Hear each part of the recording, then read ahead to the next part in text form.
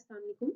In this lecture, we'll try to cover some rules of noun and how to apply them in MDKit MCQs.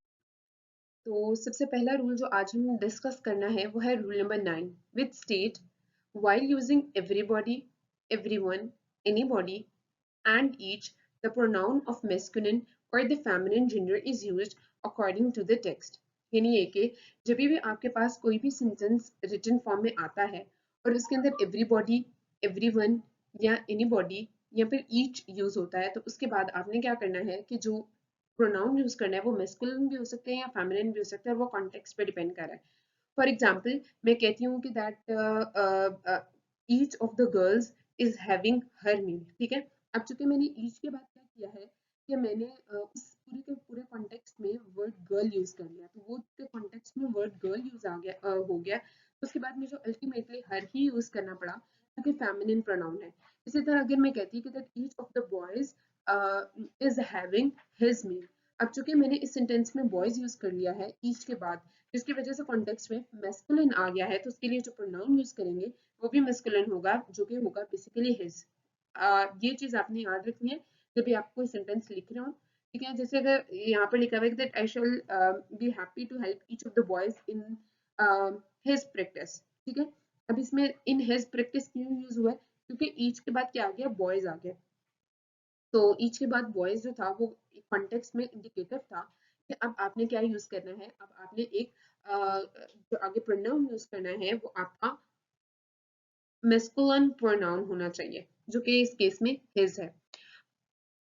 अब हम rule number 9 की ही एक extension पढ़ेंगे कि अगर तो अभी हमने पहले एग्जांपल में देखा कि अगर हमारे पास ये वर्ड्स आ जाते हैं और हमें कॉन्टेक्स्ट में पता चल जाता है कि इधर इट इज मैस्कुलिन, यानी कि किस जेंडर की तरफ स्पेसिफाई किया गया, मैस्कुलिन जेंडर की तरफ या फेमिनिन जेंडर की तरफ, तो अल्टीमेटली क्या होगा, अल्टीमेटली ये होगा कि हम उसके अकॉर्डिंग जो है ना अपना प्रोनाउन यूज कर लेंगे. लेकिन अगर हमारे पास सिक्स मेंशन नहीं है, ठीक है, but when the sex is not mentioned we use the pronoun of the masculine gender, तो फिर हम मैस्कुलिन जेंडर का जो प्रोनाउन होता है उसी को प्रेफर करेंगे. अब इस चीज को समझाने के लिए यहाँ पर मैंने कुछ एग्जांपल्स कोट किए हैं and I want you to see them for once. ठीक है, जैसे अगर आप यहाँ पर देख रहे हैं कि that anyone can qualify his exam if he tries. अगर आप सॉरी हिज नहीं, anyone can qualify this exam if he tries. अगर आप सेंटेंस के फर्स्ट पार्ट को देखें ना तो उसमें कोई एविडेंट बात नहीं है कि मेल जेंडर की तरफ स्पेसिफिकेशन है या फीमेल जेंडर की तरफ. तो हमने क्या किया कि हमने जो है ना वो मैस्कुलिन जेंडर को प्रेफर किया. इसी तरह आपके पास एक एग्जांपल है जो कि पहले इनकरेक्ट फॉर्म में लिखी हुई है कि that each of the six boys in the class have finished their tasks. अब यहाँ पर आपको हिज यूज करना है, जैसे मैंने स्टार्ट में बोला था कि देखो एक तो ये कि ईच जो है ना उसके साथ आपका इंडिकेटर क्या है कि आपने उसके साथ सिंगुलर यूज करना है.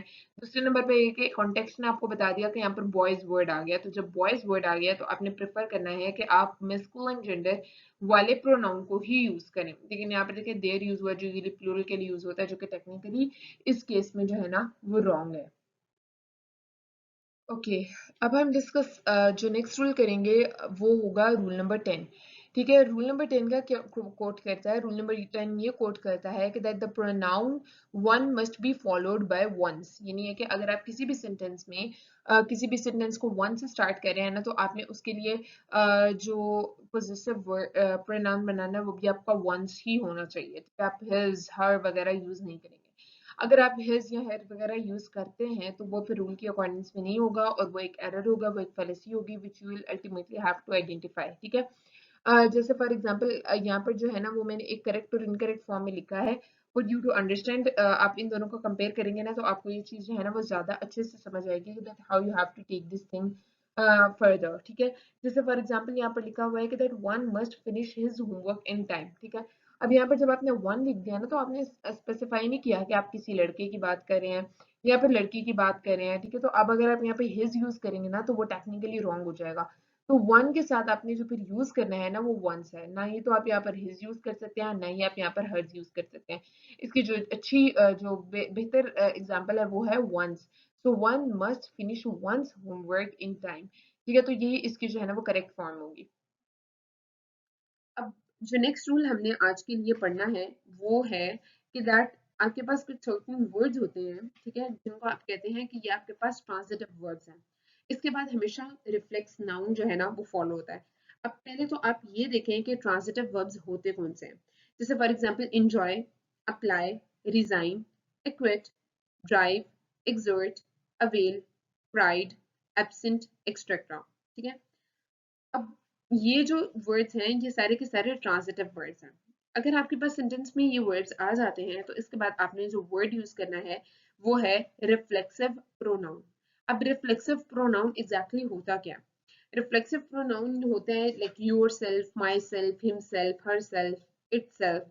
ये नहीं है कि अब my, your, him, her, it इन वर्ड्स के बाद अगर आप सेल्फ ऐड कर दें तो वो इसको रिफ्लेक्सिव प्रोनाउन बना देता है। सेल्फ ऐड कर दें या फिर अगर आपके पास और या फिर देम है तो ऑब्वियसली ये एक प्लूरल के इंडिकेटिव होते हैं, तो उसके बाद अगर आप सेल्व्स ऐड कर देंगे तो ये आपका प्लूरल बन जाएगा, और अगर आप सिंगुलर के बाद ऐड करें तो आप खाली सेल्फ ऐड करेंगे।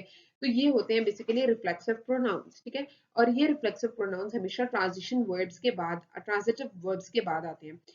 ओके, ये चीज आपने ध्यान में रखनी है, ठीक है। जैसे myself, yourself, himself, herself, itself, ठीक है, ourself and them self.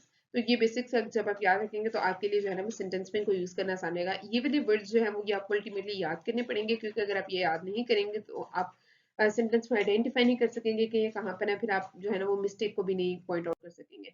अब जैसे कुछ एग्जाम्पल्स जो आप इसमें देख सकते हैं वो ये हैं कि that he absented from the meeting. अब ये एब्सेंटेड जो है ये एक ट्रांजिटिव वर्ब है। तो जब भी आपके पास ट्रांजिटिव वर्ब यूज होगा तो आपको उसके बाद हिमसेल्फ जो है ना वो जरूर ऐड करना है, ठीक है। ही एब्सेंटेड हिमसेल्फ फ्रॉम द मीटिंग, ठीक है। हिमसेल्फ बेसिकली रिफ्लेक्ट कर रहा है कि जो भी डूअर ऑफ एक्शन है उसने अपने ऊपर ही वो काम किया, ठीक है। जैसे फॉर एग्जाम्पल मैं कहती हूँ कि दैट शी इंजर्ड, ठीक है, वाइल प्लेइंग, ठीक है। अब ये सेंटेंस इतनी कोई अच्छी सेंस नहीं बना रहा, लेकिन अगर मैं इसको थोड़ा इस तरह से मॉडिफाई कर देती हूँ कि that she injured her self while playing, यानी कि खेलते हुए उसने अपने आप को जख्मी कर लिया। अब इसके अंदर जब आपने हर सेल्फ ऐड कर दिया इंजर्ड के बाद तो आपको पता चल रहा है कि इस सर्टेन सिनेरियो में जो सब्जेक्ट है वो भी एक ही बंदा है, और जो ऑब्जेक्ट है यानी कि जिसके ऊपर एक्शन परफॉर्म हो रहा है, जिसके ऊपर इंजरी हो रही है या जो एब्सेंट हो रहा है वो भी वो शख्स खुद ही है, ठीक है। तो रिफ्लेक्ट कर रहा है सब्जेक्ट के ऊपर ही, तो इस वजह से भी हम इनको जो है ना वो रिफ्लेक्टिव प्रोनाउंस कहते हैं। और ये आपने भी अगेन याद रखना है कि you have to use them after the transitive verbs, ठीक है। This was all for this particular video lecture. इंशाल्लाह ताला बाकी रूल्स हम नेक्स्ट वीडियो लेक्चर में करेंगे। Thank you so much. Allah Hafiz.